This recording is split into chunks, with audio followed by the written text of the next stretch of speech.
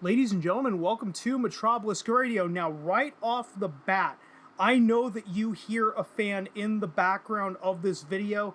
You might not after some post work, but just in case if you do, I have to leave the fan running because otherwise the room that I'm recording in would absolutely turn into a furnace and I would have to stop recording at some point just to be able to cool off and then come back. It's more economical. It's more economical to keep the fan running. If you're annoyed by it, I do apologize for it, but I would rather not overheat and have to start and stop recording at least 5 different times. But anyway, let's get right into the video topic before I apologize way too much. And that is the Expendables needs to cast female action icons. It's ridiculous now. The Expendables is famous for casting action movie legends from multiple eras, but after 4 movies, it must start casting some female icons too. Now, right off the bat, you would probably think that I'm going to be destroying this article left, right, up, down, and center, but I actually agree with it to an extent. The next Expendables movie needs to correct its biggest oversight and finally start adding female action stars to the series. After successfully reviving franchises like Rocky and Rambo in the late 2000s, that was 2006 and 2008 respectively, Sylvester Stallone created a new series for himself with The Expendables. Stallone starred in, wrote, and directed the 2010 original, where he played the mercenary team leader Barney Ross. The big selling point of the film was it united him with other action movie legends, including Jet Li, Dolph Lundgren, and Jason Statham. The movie didn't receive great reviews, but its success spawned a franchise. Later Expendables movies added more genre heavyweights like Wesley Snipes, Jean-Claude Van Damme, Scott Adkins, and many more. The Stallone movie franchise was intended to fill a gap for viewers who wanted R-rated action movies in the same vein as the 80s or 90s, but the Expendables 3's attempt to appeal to a PG-13 market saw it disappoint both new and returning audiences. The third entry was a box office letdown also, so it took a while for the series to come back with the upcoming Expendables 4. And just as an important note, remember, the Expendables 3 was not a box office bomb. It still made money. It just made less money than the first 2 movies did, believe it or not. Excuse me, wrong pipe. The Expendables 4 appears to be backing off the series formula by not focusing on casting actors primarily known for action, with the likes of Megan Fox and Andy Garcia joining in major roles. That said, Tony Jaa and the Raid's Iko Uwais are also part of the sequel. And I am going to say this right off the bat, and I know I am making this claim before the movie comes out, but Megan Fox was woefully miscast in this movie. Right, I almost want to compare it to the casting of Ronda Rousey in The Expendables 3, but at least Ronda Rousey was an MMA fighter, and she was relatively popular at the time, unfortunately. Not now, but back like 2013 to 2015, Ronda Rousey was like the king of the fucking mountain, but at least she was an MMA fighter. The only thing Megan Fox has done in terms of action movies were Transformers and Transformers Revenge of the Fallen. Oh yeah, and she did those shitty Teenage Mutant Ninja Turtles movies that only like 10 people saw. Okay, I'm over-exaggerating. Maybe 20 people saw those shitty live-action Teenage Mutant Ninja Turtles movies. Teenage Mutant Ninja Turtles and its sequel, Out of the Shadows. But that's it. Megan Fox is not a fucking action movie star. And I don't know what Andy Garcia's role is. I don't even really remember. I know he was in the Ocean series, Oceans 11, 12, and 13, with George Clooney, Don Cheadle, Matt Damon.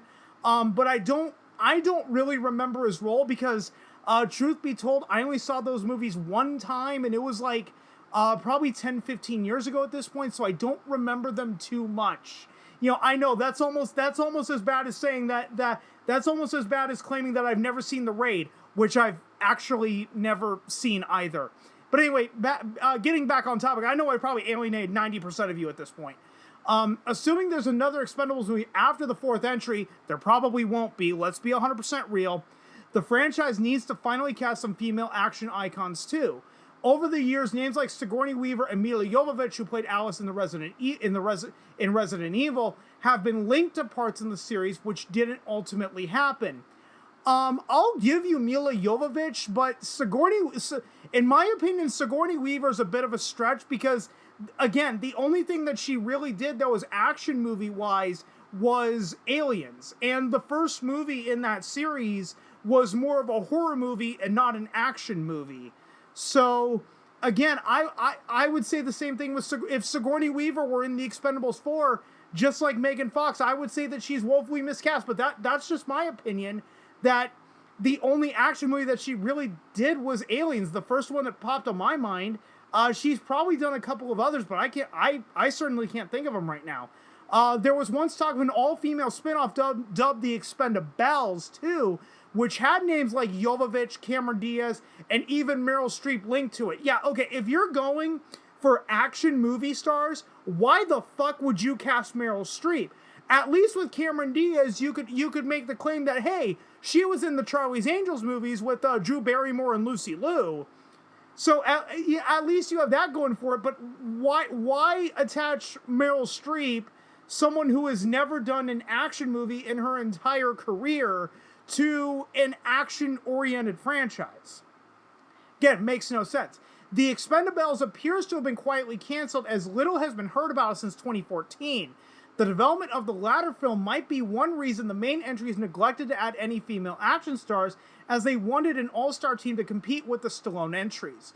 However, 4 movies in, the lack of fan-favorite names like Michelle Yeoh, Zoe Saldana, again, Zoe Saldana I don't really know about, Uma Thurman, at least you've got like Kill Bill and Paycheck.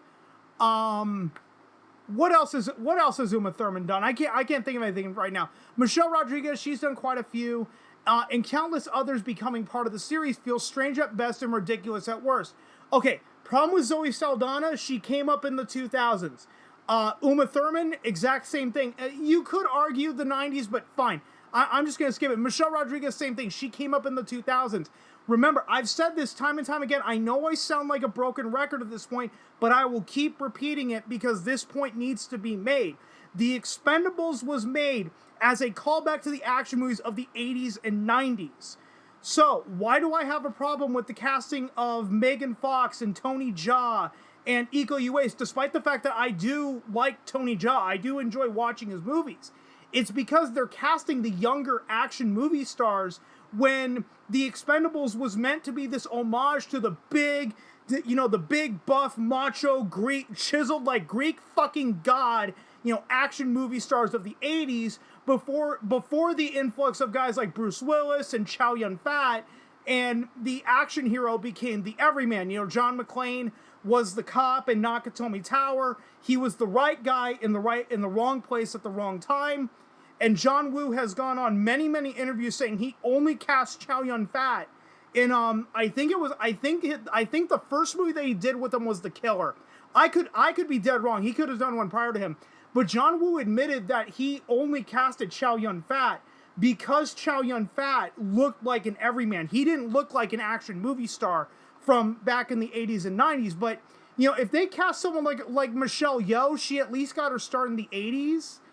But that's really about it. But here we go. Previous Expendables movies have featured female team members played by Yunnan and Ronda Rousey, while Megan Fox, who has made several horror movies too, sorry, I read that wrong. While Megan Fox's, who has made several horror movies too, character appears to be joining the group for the 4th entry. The series can and should be doing better, however, and adding some iconic female characters could change up the dynamic of the series, which felt stale after the 3rd movie. There's no shortage of great actors to choose from, be it Katie Sackhoff. The only notable thing that Katie Sackhoff has done is be Starbuck in Battlestar Galactica. Maggie Q, which I will say the 2010 reboot of Nikita wasn't too bad, but let's be honest, most people probably remember Maggie Q in that really shitty Die Hard movie. But honestly, one of the best scenes in that entire movie. McClane! McClane, get out of there! Come on, man, come on!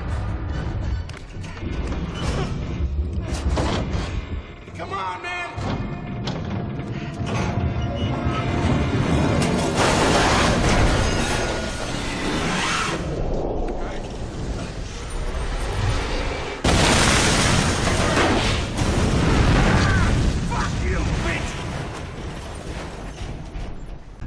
little Asian chick, likes to kick people.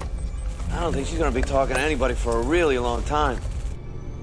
Last time I saw her, she was at the bottom of an elevator shaft with an SUV rammed up her ass. And they also bring up Cynthia Rothrock, which if you're going to cast for nostalgia purposes, for nostalgia's sake, why the hell did you not go with a Cynthia Rothrock or hell even a Lucy Lawless? You want to talk about action movie stars from the 80s and 90s? They bring up another good name with Michelle Yeoh. All of those would have fit the fucking bill for the nostalgia casting, since the Expendables was made to, you know, as a callback to the action movies of the 80s and 90s. Michelle Yeoh came up in the 80s. Cynthia Rothrock came up in the 80s. Who else did I bring? Yeah, Lucy Lawless. You know, fucking Xena, Warrior Princess started in the 90s. So those three right there, I'd even settle for Mila Jovovich or Uma Thurman. You know, Michelle. The problem with they bring up Zoe Saldana and Michelle Rodriguez. The problem with that is if you're trying to sell, you're gonna run into the exact same problem that the Expendables 3 ran into when, you know, they casted a bunch of the newbies, a bunch of the younger cast, and how did that work out? Oh, they brought it up earlier that it was a complete box office bomb, and I remember initially the Expendables 3, the reason that they were blaming that the reason why it failed was because an entire version of the movie had leaked online through like BitTorrent or something. One of those torrent sites. It might have been the Pirate Bay. I think the Pirate Bay was still active at the time.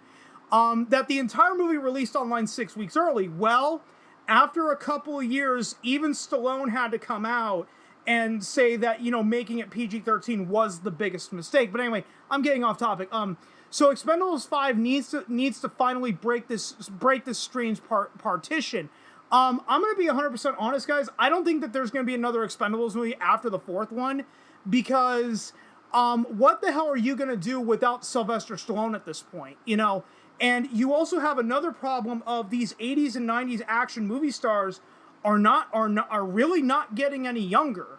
So, like I said, I think Stallone is now like 75, 76. Lundgren is like 10 years younger than him. Who's another one? Jet Li, his role had to get diminished because of all the health problems that he was dealing with. All the health problems that he was dealing with at the time. So, you know, why are they going to make an Expendables 5? Why don't they just make a brand new series? And I wouldn't be wholeheartedly against it if they made a new series that harkened back to the action movies of the 80s and 90s, but don't cast people like above the age of 55. I think most people would be fine with that. But as of right now, I understand why this article was written in Screenrant, because in my opinion, this is going to be the biggest missed opportunity ever. Because why the fuck did you cast Megan Fox, who realistically, as I brought up earlier, I know I sound like a broken record right now, has not done any fucking action movies other than the first two Transformers movies and the two shitty Teenage Mutant Ninja Turtles movies that nobody fucking saw. Whereas you could have gone a Mila Jovovich, a Lucy Lawless, Michelle Yeoh, and now I'm starting to sound stupid because I've probably been going for way too long. Cynthia Rothrock, that's what I was trying to think of. You know, you had 4 actresses that you could have chose to fill that role, but you chose to go with Megan fucking Fox of all people. That makes no goddamn sense. And I know that the movie hasn't come out yet, but I'm gonna say this: Megan Fox has been woefully miscast in this movie, and that is my genuine opinion before this movie even comes out. And you're probably not gonna change my mind.